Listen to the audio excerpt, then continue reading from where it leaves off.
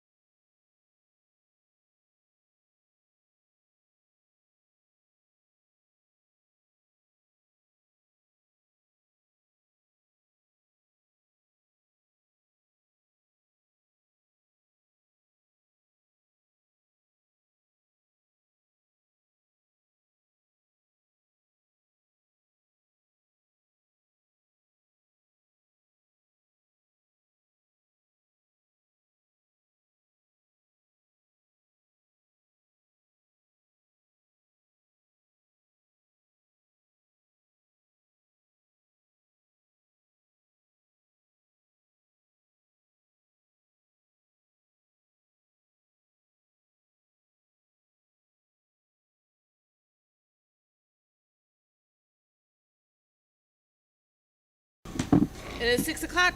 This is a regularly scheduled board meeting of the San Marcos CISD Trustees. Tonight is Monday, June 17th at 6 o'clock at the San Marcos High School. Thank you, everybody, for being here. We are calling this meeting to order at 6 o'clock, and I am declaring a quorum. Please rise and join me in the Pledge of Allegiance.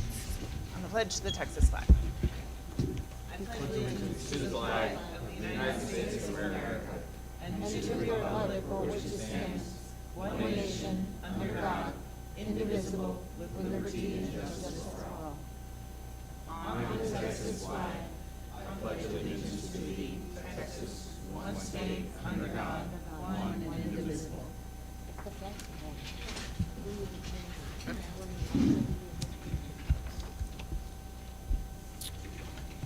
And the next item on our agenda tonight is the election of school board officers.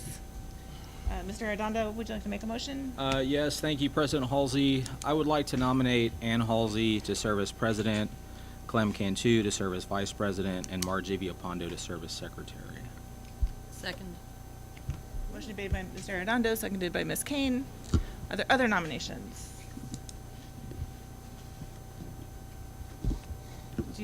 I appreciate the confidence and appreciate the opportunity to serve again. I think that we have been working really well together as a board and as a team of 8, and just a reflection of the good things going on in the district. Then, without further ado, all in favor of the slate as proposed, please raise your hand. All opposed? Thank you very much. Let's move forward. Mr. Doyle, to conduct our public hearing to discuss the proposed tax rate for 2024-2025.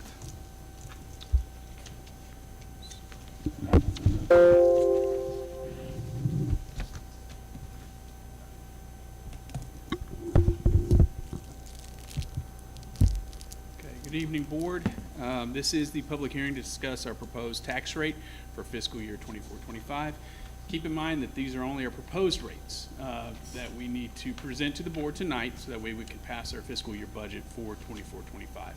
Keep in mind that we will adopt our tax rate in August, not tonight, just discussing those proposed tax rates. The public hearing is required by the Texas Comptroller that all school districts and other taxing entities hold a public hearing. They advertise for those public hearings and give the public an opportunity to have comment. SMCISD did provide public notice of this meeting in the Daily Record on June 2nd of 2024, as well as an action item in the May board meeting. Looking at trends of our certified tax rates, again, we're only discussing proposed tax rates, but what we certified in August, September timeframes from the years that you see here, going back from 2018 to 2023. Currently, our 2023 maintenance and operation tax rate is 0.6802. Our INS tax rate is 0.3113 for a total tax rate of 0.9915. Looking at the proposed tax rate of fiscal year 24-25, you can see that the M&O tax rate, due to compression, is going to be set at 0.6802. The INS rate is set at a proposed set rate is 0.2906 for a proposed total tax rate of 0.9708. Keep in mind that because of compression, also because our certified property values won't actually come to us until July 25th or thereafter, there is a strong possibility that these tax rates at time of adoption are lower or will be lower than what you see here this evening. And now I invite any public comment for those proposed tax rates. Did anyone sign up to speak? Nobody has signed up. Is this presentation available on the website? It is not, but Could we make it available? Yes, ma'am. Super. Next is the public hearing to discuss the proposed budget for the fiscal year of 24-25. We did have postings in San Marcos Daily Record to adhere with the law. And going back to your question, President Halsey, we did provide in that public notice in the paper that the proposed tax rates were set forth and that the public had an opportunity to see those tax rates. The proposed 24-25 budget figures are as presented. Looking at our general fund, our M&O side, if you will, our total revenues are projected currently at $85,310,761. Our total expenditures, according to the proposed budget that you'll see later this evening, is $102,932,646, with a deficit of $17,621,885. On the food service side, you can see our total revenue projection for this budget is $6,587,050. A total expenditure of $6,969,762, with a total deficit projected at $382,712. And the debt service side, the INS side, you can see our total revenue projection is $31,415,471. Total expenditures, $29,280,450, with a projected revenue income of $2,135,021. And again, inviting the public for comment on proposed budget.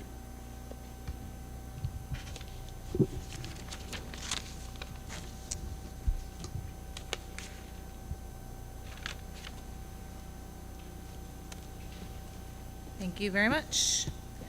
And we don't have anybody signed up tonight for public forum, so we will move directly into reports and information items. Dr. Cardona.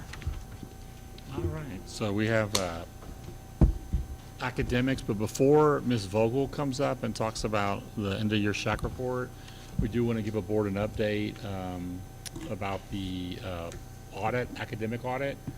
I'll let Dr. Sanders go ahead and talk about what's happened and what will be happening. Good evening, Madam President, Board of Trustees, and Superintendent Dr. Cardona. At the June 3rd special board meeting, it was a request from the board to look into the possibility of a academic programs or academic services audit. So since that time, we have had the opportunity to meet with Region 13, the Education Service Center that we work closely with, and they do provide that type of audit, or program review is actually what they call it. And they are able to look at a couple of different areas. They can look at programs, and that would include, for example, GT K through 12, Advanced Academics 6 through 12. They offer looking at CTE. Any program that we have in our district, pretty much they can look at. One of the things that we would not necessarily suggest to you all that we look at would be curriculum instruction, only because we just finished engaging in about a 2-year project with TNTP. And although it was initially designed as a literacy project, there was a focus on across the board looking at high quality instructional materials and making sure that we're implementing those in all core subject areas, and specifically making sure that the instruction in classroom aligns to the use of materials, and that we're developing assessments to be able to accurately monitor and determine how well students are mastering the content. So that would be an area that we do have information that I believe in August or September I can submit to you the findings from that report.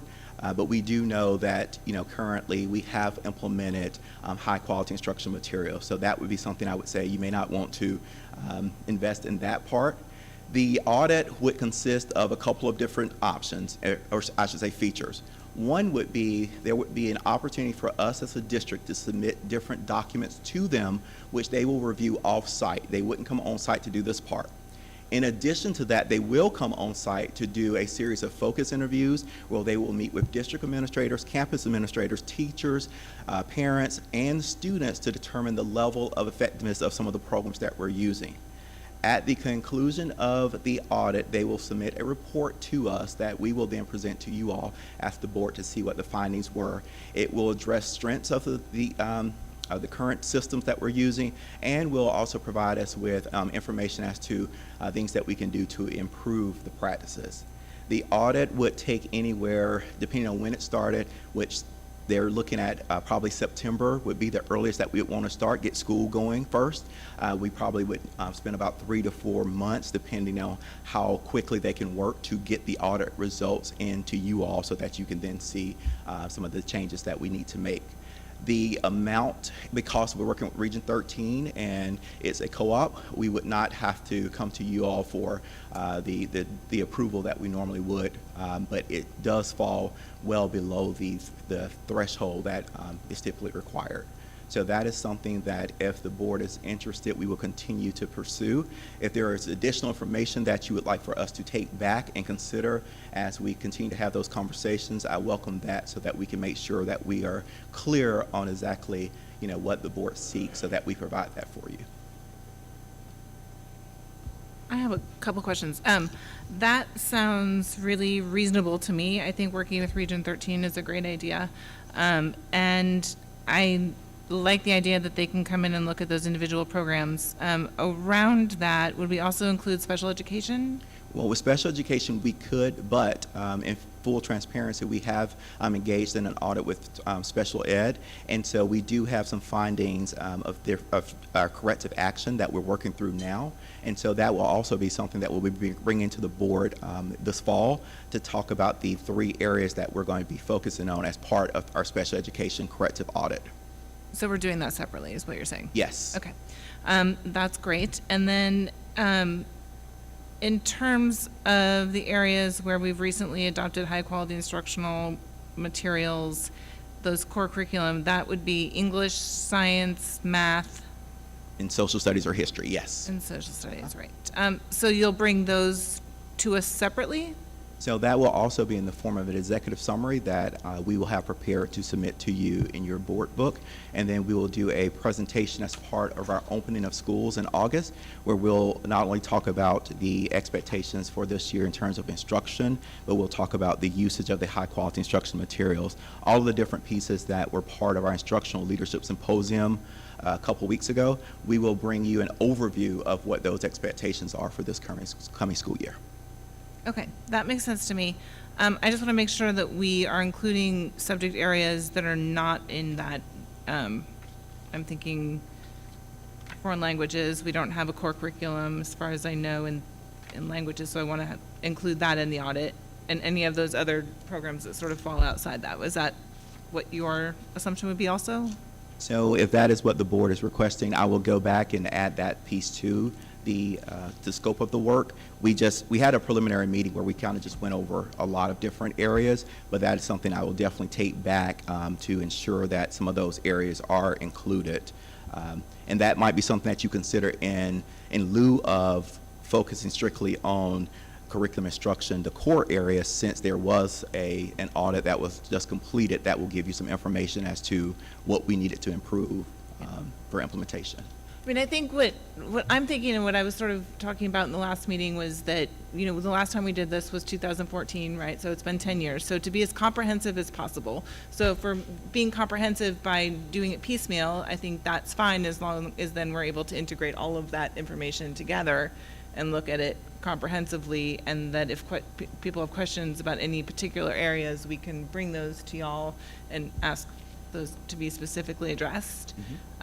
And that we're really, looking, like I said before, vertically and horizontally across all of the areas of our academic program, so that we can identify what's working really well and where we need to improve. So, Absolutely. okay. Any other questions? Great. Thank you. Thank you. And then we have Ms. Vogel coming up to do and Ms. Guerrero.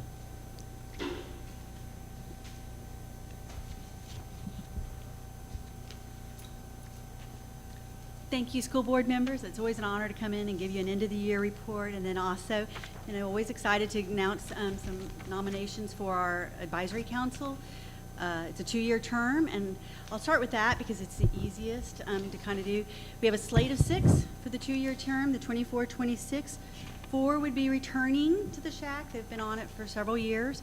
1 is a new member that's applied, and her name is Eva Durasic.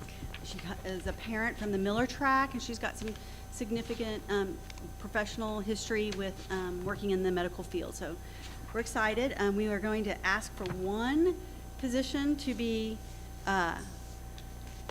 left unnamed specifically, and we'll name it with the help of the leadership. Either the PE coordinator or the safety director would be the person. We'd like to do the PE coordinator because that's an essential piece of the SHAC with the fitness, but there's also been some recent legislation change in '23 about school safety, so the school safety coordinator would be an appropriate placement too, so we look forward to that. I'd like to introduce Ariana Guerrero, and she has been very instrumental in our SEL developments, and we're excited about those, so she'll share those with you in a minute, those SEL items that we are really excited about. And just in summary, we're really excited. We restarted the health fair that we had started before a pandemic. We had large numbers of turnouts prior to pandemic. It was a little bit of a low turnout, but we're glad to get it going. We think it's a great community outreach for families and partners to kind of come together. So we look forward to bringing that back again in the spring. We completed our third cycle, so it's been 6 years of doing the youth risk behavior survey with our high school students. We had a fantastic group of graduate students working under Dr. Griffith, who did the implementation and then the analysis and did the reports and have presented it to several areas. I know that the youth services and Texas State is really using that data to help them in looking at exploring services and grants for the future for our community, supporting young people. We also are very excited that Barrio Pescado with Mr. Bernie Sandoval and Mr. Richard Duvall's help, they've actually started on a little plan several years ago with the city that didn't quite come through. We've been evolving it for about 2 years, and we're kind of right at seeing it come together. We think we're still on target for our fall installation of several centers. We're kind of waiting for, in the next 30 days, we expect the city to release a grant we applied for that should fund perhaps the whole Barrio Pescado Fitness Trail around the Goodnight, De Zavala area.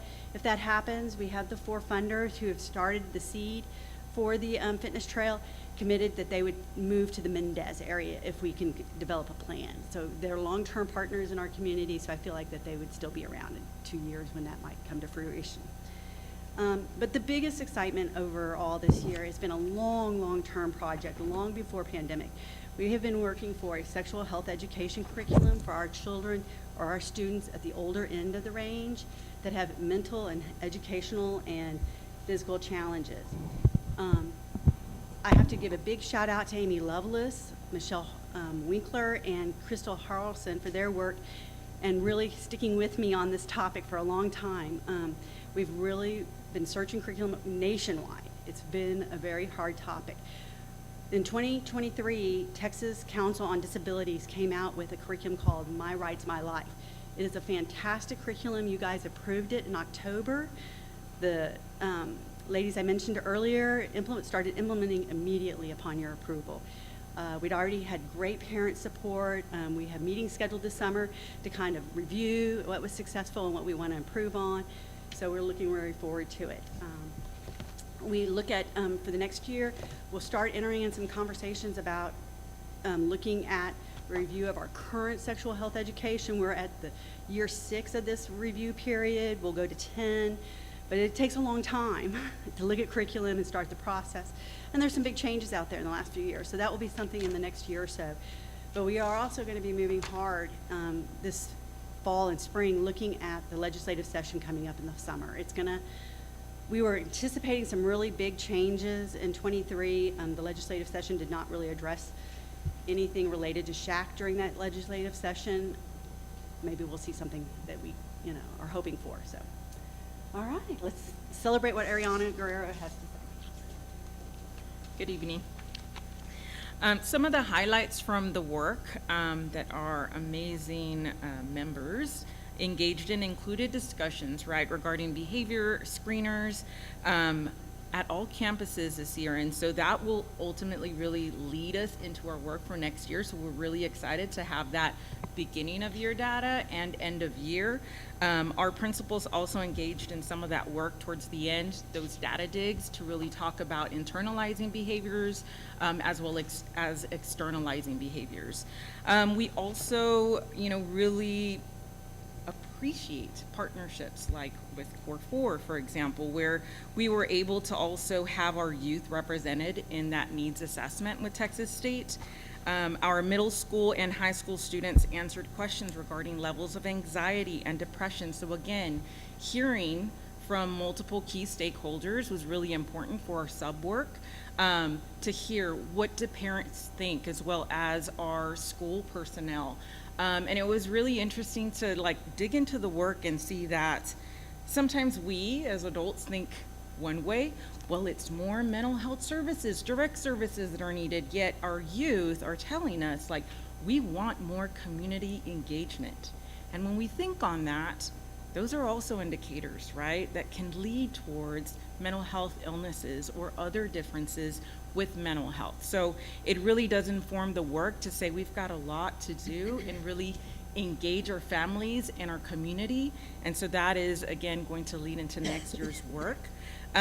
We also had multiple family education nights where things like parent guidance was offered. So we had de-escalating cycles of conflict, as well as cyberbullying, all topics that are, again, very relevant and current. Those offerings were available in English as well as in Spanish. Some of us did toggle back and forth to kind of see the engagement, and it was very much confidential, but there were opportunities for questions and answers. We also had a thorough crisis procedure that was developed this year, and we worked hard, our district did, in really supporting, advocating, again, for the wellness of our youth, as well as making sure that we built that capacity amongst our administrators, our school psychologists, really anyone and everyone that works with our kids, because it's important to really, again, spearhead those efforts and understand the importance of keeping our youth safe. In addition, we did a deeper dive, which is where we brought in Ms. Laura Gold, who serves as a suicide prevention specialist from Texas Health and Human Services Commission. So it really allowed us to also have more conversations about next steps and what that looks like beyond the protocol, right? What happens after, during, all those topics were very much in conversation with our teams as well as our work group. In addition, we were able to have some town hall opportunities this year that focused on human trafficking, as well as, again, the review of that youth survey that was completed by Core 4 in Texas State. Other areas that we've focused on included just that bullying prevention, healthy teen dating, as well as substance use prevention. Know that other discussions did entail just the referral pathways, right? What does that look like for our kids, for those partnerships, community building opportunities? And I'm very proud to say that we have a working MOU with Hill Country. And so that's exciting work. We've had preliminary meetings as well with their director, Melissa Ramirez, to really talk about our collaboration in supporting our kids, right? When they come into the schools, what does that look like?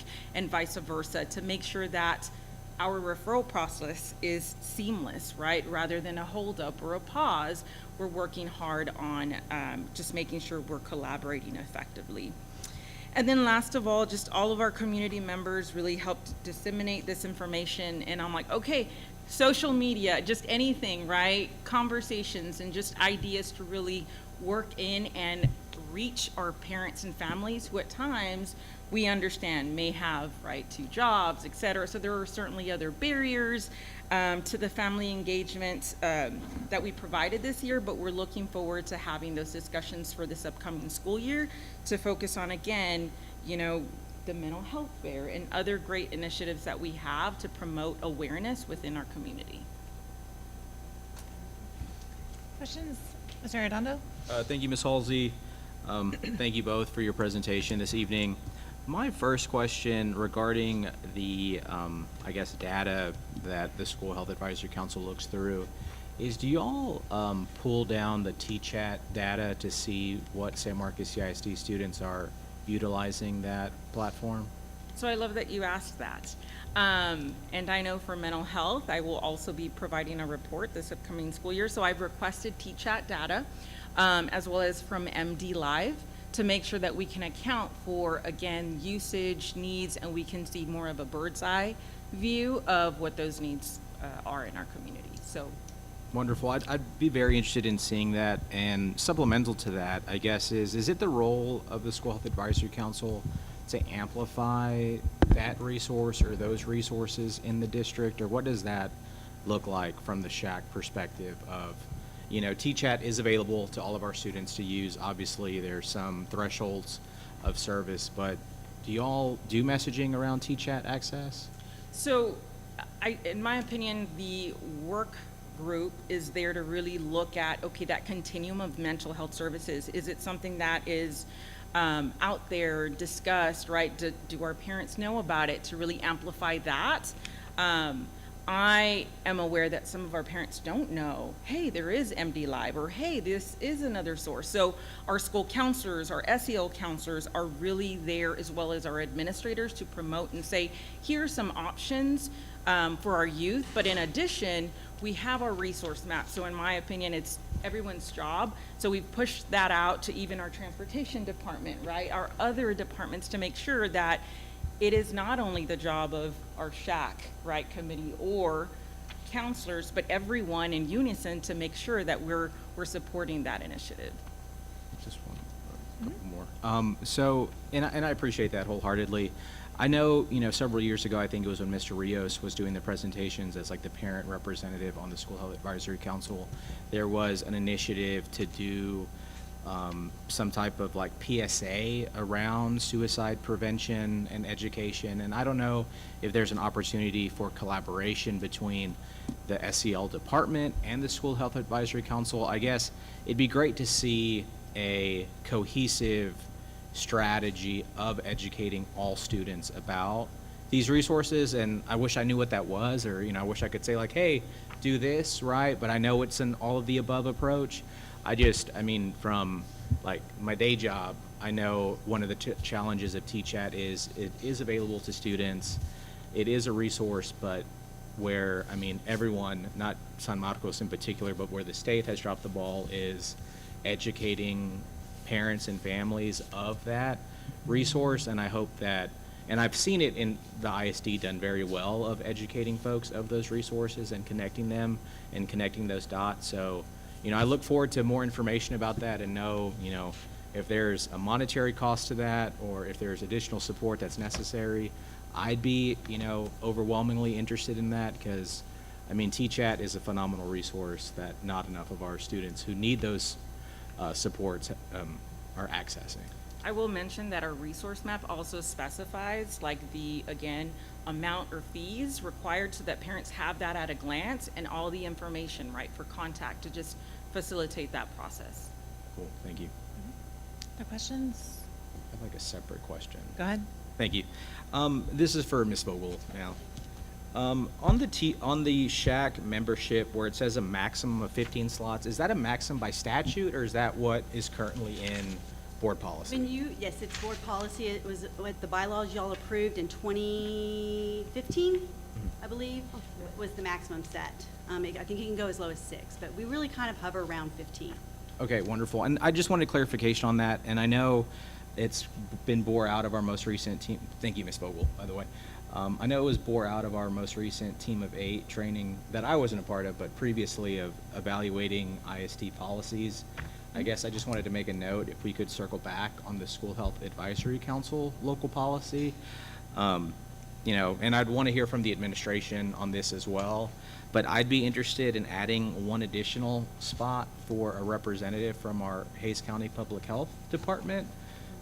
Just because of the phenomenal collaboration and partnership that I saw, especially during the pandemic, but as they talk about more systemic programs and committees and initiatives on their side, I want to make sure that we have some type of concrete connection with them, because I know that they're going out for grants and they're talking about, you know, the intersection between the criminal justice system and young people who are engaged in the carceral system because of behavioral issues. So I guess to make a short story long, if in the future we can look at the School Health Advisory Council makeup to see if, sorry for interrupting. We do include some partners that are not members to attend regularly and get their input.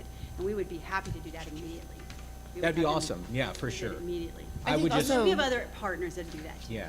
If my memory is correct and if it's the same, I think that if we add any members, we also have to add another parent because we have to have a majority of Always has parents to or be guardian. 51%. And so it's very hard to Right. just add a blind professional that's not tied to a parent. But we can definitely, I mean, I Yes. think we can put it on the August agenda that this will be the policy that we review and welcome the administration to come back with a We're recommendation. gonna add another policy review on top of the academic policies.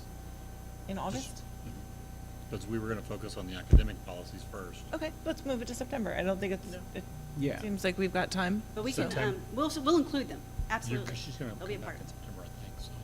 That would work Perfect. well I mean, then, look at that. yeah. Look at that synergy happening right there by accident.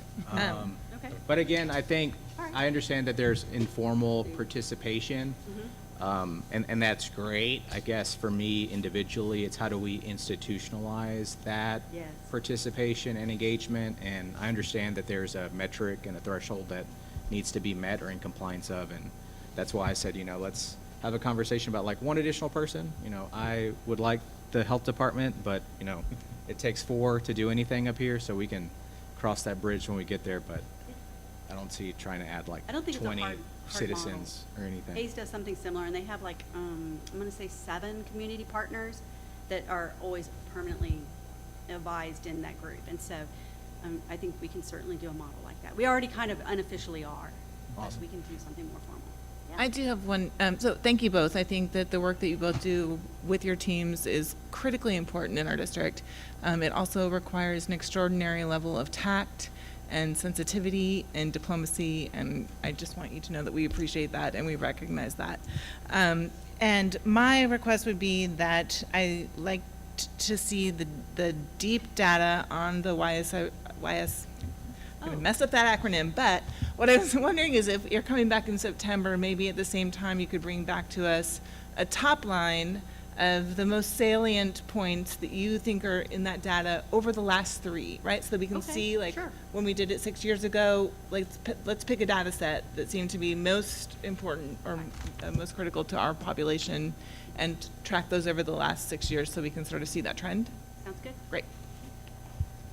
Thank you.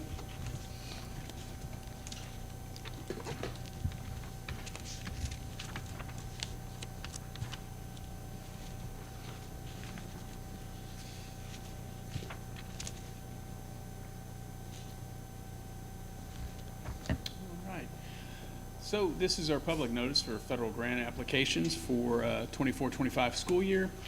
In order to adhere to grant requirements and also board policy, SMCISD shall provide notice of federal grant applications and the grant applications as a district we plan to enter into. The district also shall make available opportunities for public input as required by law and the granting agencies. So the federal grants that we plan to complete and submit are the 3 main bullets that you see here. The 24-25 ESSA grant, the 24-25 Perkins grant, and the 24-25 IDEA-B grant. Any question? Thank you.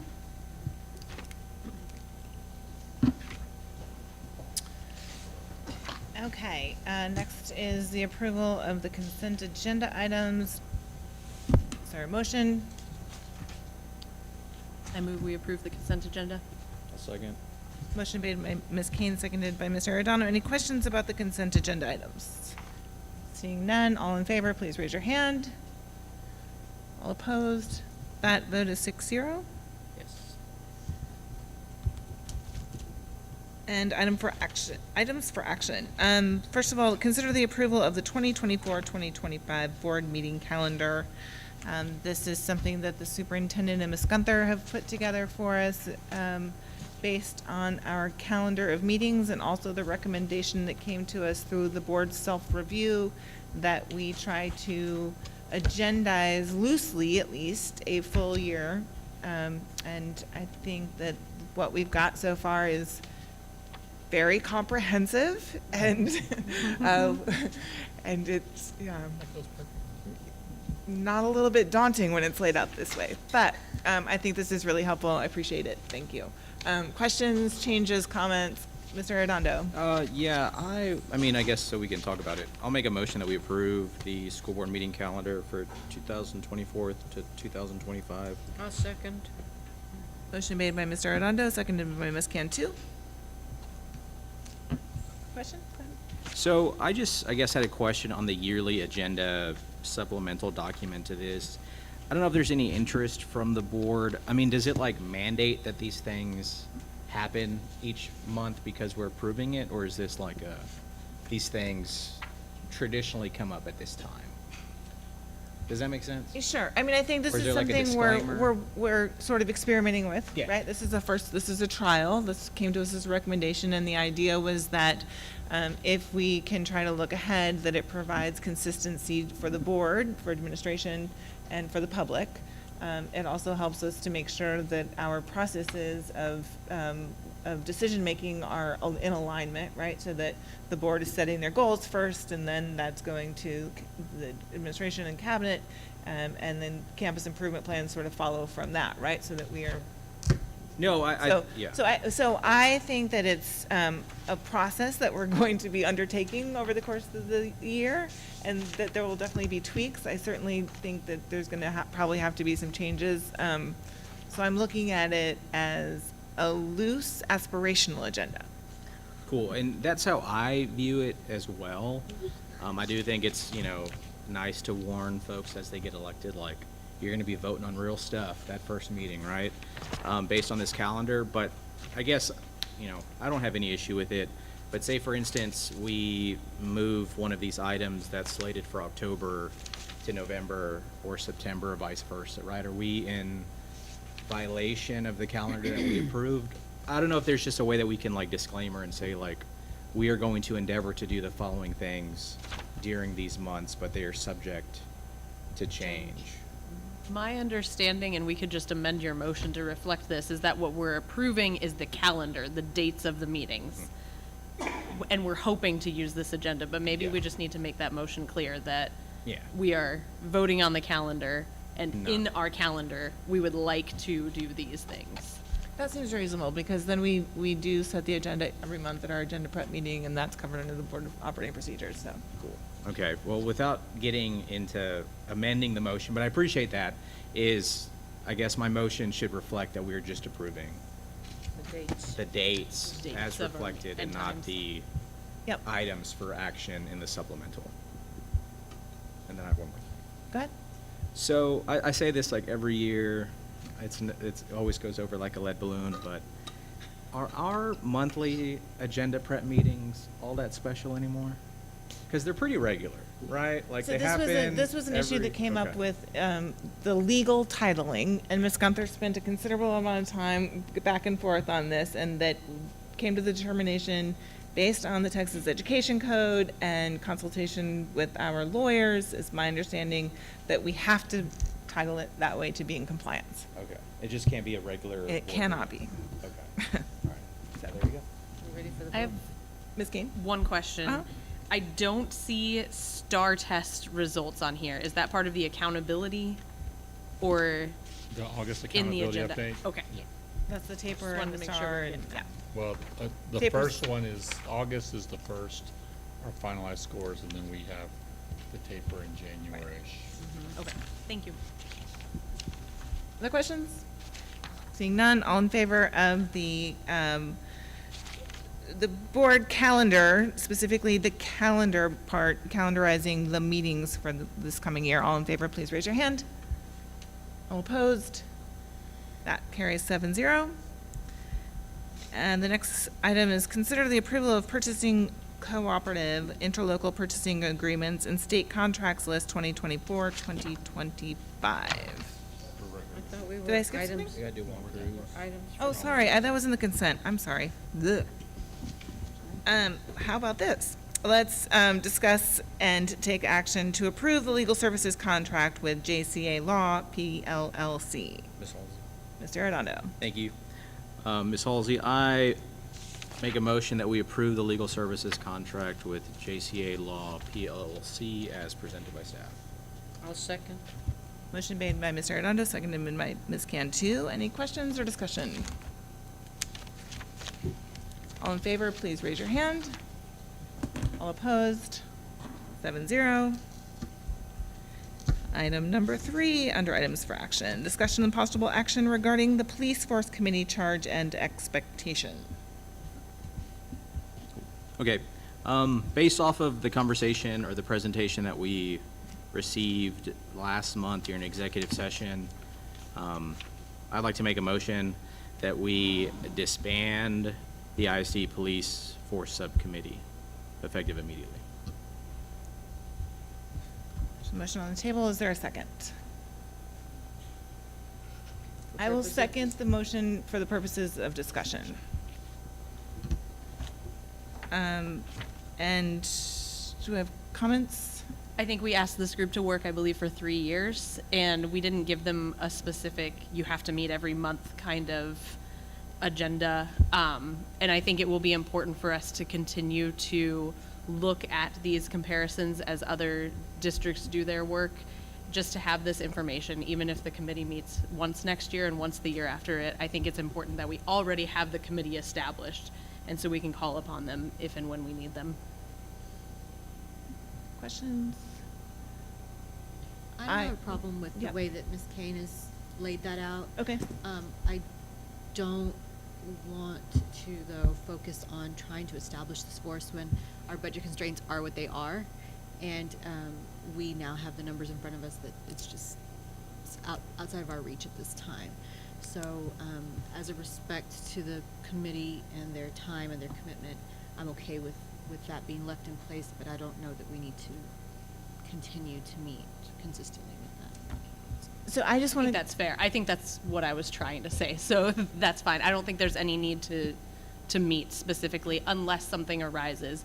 My big concern with disbanding it at this point is we've seen what the legislature does. If the legislature suddenly comes and says, you have to have a police force in your district, then at least we have already, much like the school marshal program, we had already started the work on it. This way we already at least have a committee that has some of that work.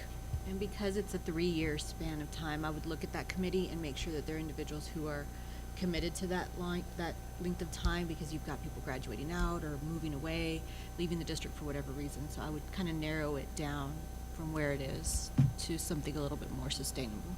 I want to offer just a little clarification, though, because I think that when we adopted the original policy, that we said that it was going to be a 3-year trial policy with the marshals before the state made the mandate, right? So I think that's the 3-year commitment, is the 3-year trial program.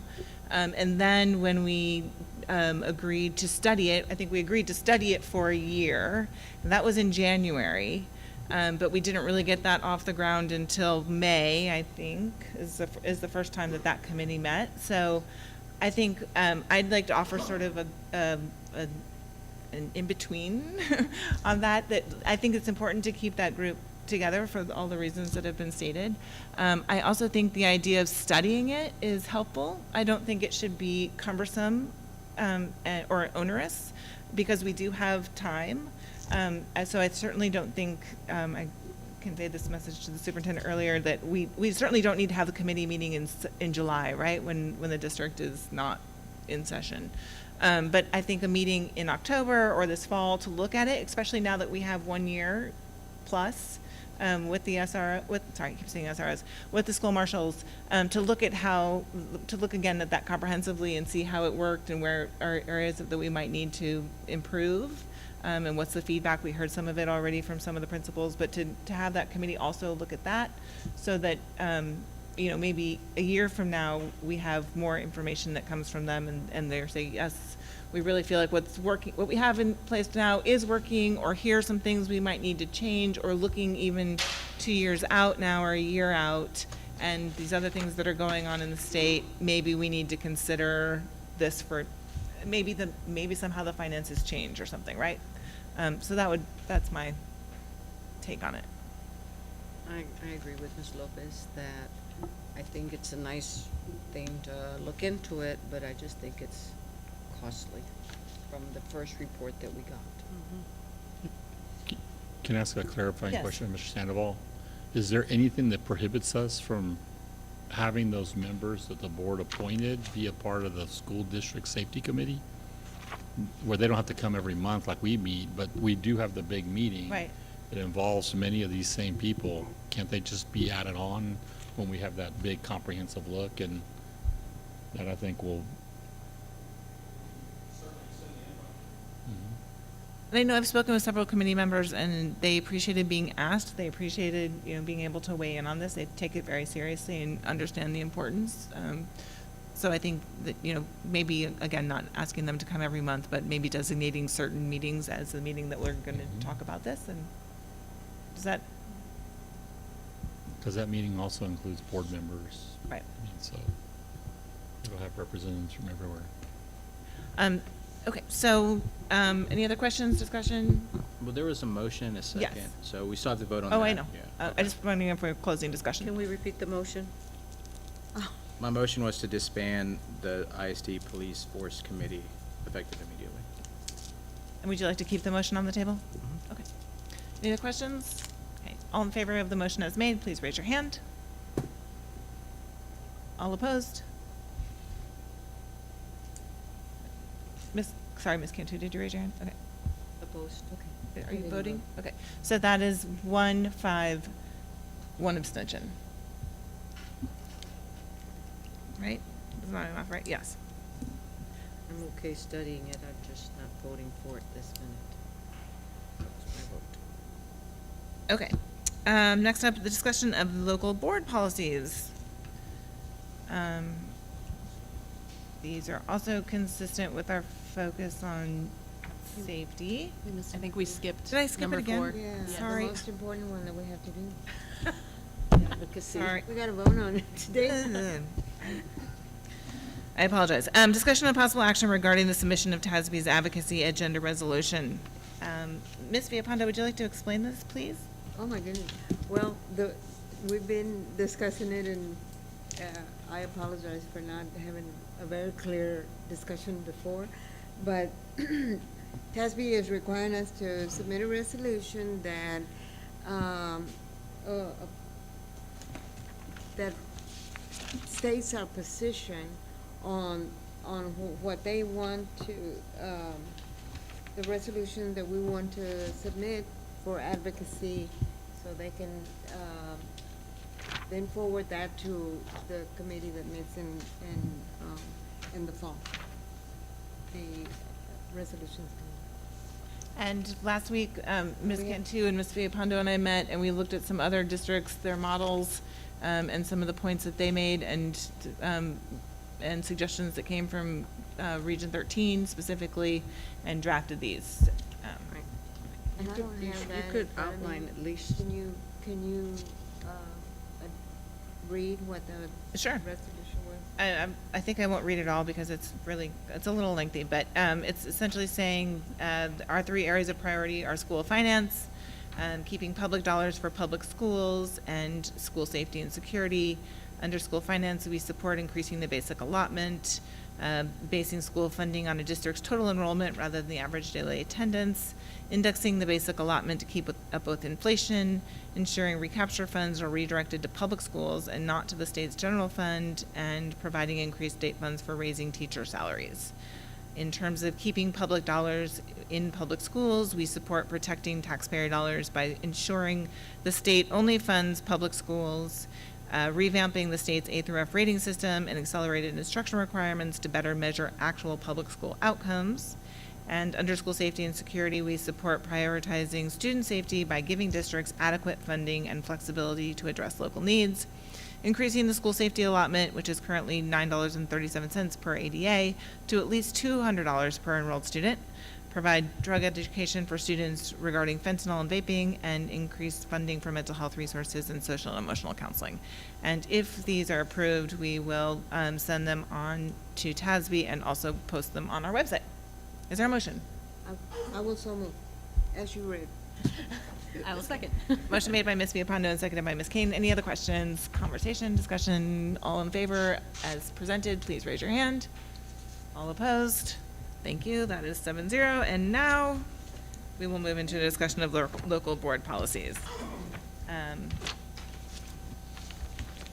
We have CKE Local, which is Safety Program Risk Management Security Personnel, and GKA Local, Community Relations Conduct on School Premises. Just a reminder that what we are doing is undertaking to look at the local policies, which are the section of policies governing our schools that the board has purview over.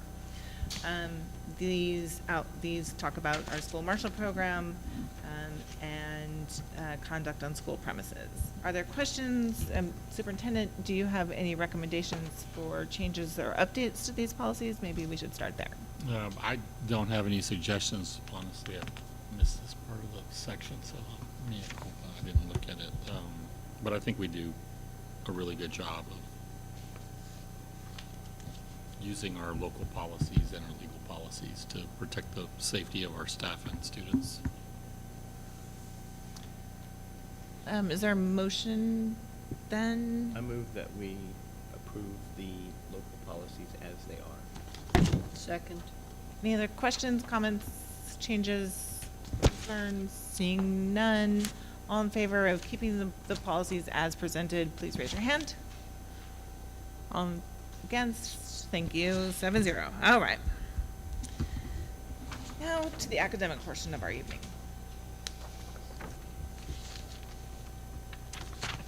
Consider the approval of the SHAC committee members for the 2-year term 2024-2026. We just received that presentation. Is there a motion? I'll I make the move- motion. Oh, go ahead. Make the motion, we accept the recommendations from the SHAC committee. I'll second. Motion made by Ms. Cantu, seconded by Ms. Kane. Any questions or comments? All in favor, please raise your hand. All opposed? Thank you again to the SHAC committee. And procurement, 7-0. Mr. Doyle. We are considering and possibly acting on the possible delegation of authority to approve guarantee maximum price GMP amendments, purchases, change orders, and other work related to all bond construction projects and/or construction projects authorized by the school board during summer break from June 17th, 2024 through August 19th, 2024. Would you Yes. please explain that in terms that we can all understand? Yes, ma'am. Due to the fact that we don't have a board meeting in July, we do have some projects coming to a GMP, and we want to move forth with our construction and be on our timeline. So in lieu of that July meeting, this will give superintendent authority to negotiate and approve those GMPs. And you can see that the timeline ends August 19th, which is our next, which would be the August board meeting. Mr. Arredondo. Thank you, Ms. Halsey. I move that the board delegate authority to the superintendent or his designees related to all bond construction projects and/or construction projects authorized by the school board during summer vacation from June 17th, 2024 through August 19th, 2024 for the following actions. 1, negotiate and execute all change orders up to 25% of the original contract value as deemed appropriate by the superintendent to do necessary work on all construction projects during the summer months. And 2, negotiate and execute all guaranteed maximum price amendments for all CMAR or design build construction projects in a form approved by the architect for the applicable project and legal counsel, and further direct the superintendent to report back to the board regarding any change orders and GMP amendments executed over the summer months at the August regular board meeting. Seconded. Motion made by Mr. Arredondo, seconded by Ms. Kane. Any questions? All in favor of the motion as made, please raise your hand. All opposed, that's 7-0. Thank you very much. Thank you, Mr. Superintendent. And Mr. Doyle, and our items under finance. Consider the approval of amendments to the 2023-2024 budget. Would you please explain what amendments you are requesting? Yes, ma'am. So this is a budget amendment that you see every June. As you can see on your board, in your board book on page 79, you can see a few amendments. 2 amendments that are book entries. Essentially, we're getting revenue, but we have to put that in our books so that way it can be seen. The first amendment, 24-05, is the Medicare Part D for our TRS system. Again, this is revenue that comes in. This is a net effect of fund balances of 0. Again, you look at Amendment 24-06. This again is a book entry. This is actually revenues that we see based on commodities in our food services. And then Amendment 2407, not book entries, but this is traditionally done in June to ensure that our functions have enough revenue or enough funding within so that we can close out our fiscal year and not go over any of our functions. Questions? Is there a motion? Ms. Viapondo, I would move that we approve the recommendations for the budget amendments. I'll second. motion made by Ms. Viapondo, seconded by Ms. Cantu. Any questions? All in favor, please raise your hand. All opposed? Thank you. 7-0. And now the budget. The consideration of possible action to adopt the 2024-2025 budget. On page 83 of your board book, you can see it's the recommendation that the board adopts our 24-25 proposed budget for the general fund, food service fund, and a debt service fund. On page 84, you can see the figures that were presented in the public hearing. I do want to clarify that we did post this on our website, this proposed budget, in order to adhere to law. Is there a motion? I'll move. Motion made by Ms. Viapondo to accept the budget as presented, Second. seconded by Ms. Kane. Any questions? All in favor, please raise your hand. All opposed? That motion carries 7-0. Sorry, you voted yay, yes? Yes, ma'am. Thank you. 7-0. Yay. Oh, okay, I'm sorry. Um, She was saying, she was saying opposed and you guys read it. That motion carries to approve the, to adopt the 2024-2025 budget 7-0. Thank you, Mr. Doyle. Discussion and possible action to adopt a resolution authorizing administration to enter into a consultation agreement with Moat Casey LLC for the purpose of conducting an efficiency audit in accordance with section 11.184 of the Texas Education Code. Beginning on page 101 in your board book, you can see the action item and then the resolution behind. This is the first step in the many steps of going out for a voter approval tax evader election. It is a recommendation of the administration that the Board of Trustees adopts a resolution authorizing administration to enter into the consultation agreement with Moat Casey LLC for that purpose of conducting the efficiency audit in accordance with section 11.184 of the Texas Education Code. Is there a motion? I do move. Moved by Ms. Viapondo, Second. seconded by Ms. Cantu. Any questions? All in favor of the motion as made, please raise your hand. All opposed? That motion carries 7-0. Thank you very much, Mr. Doyle.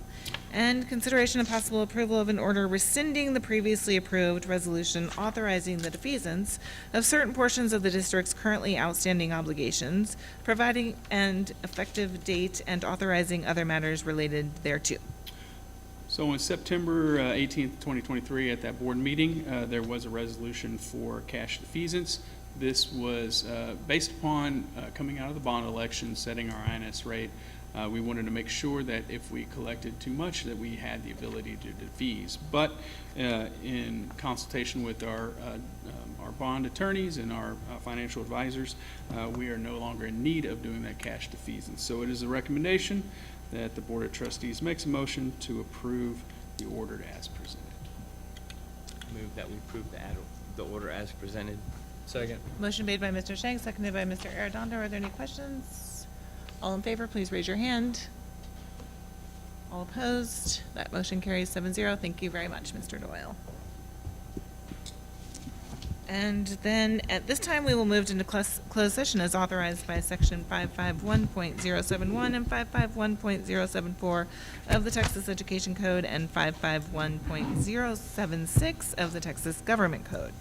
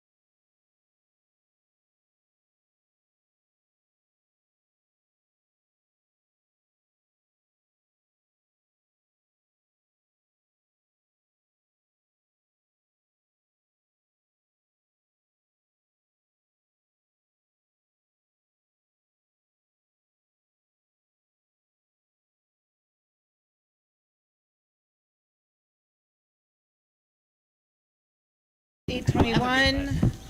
We are reconvening in open session. Wait a minute.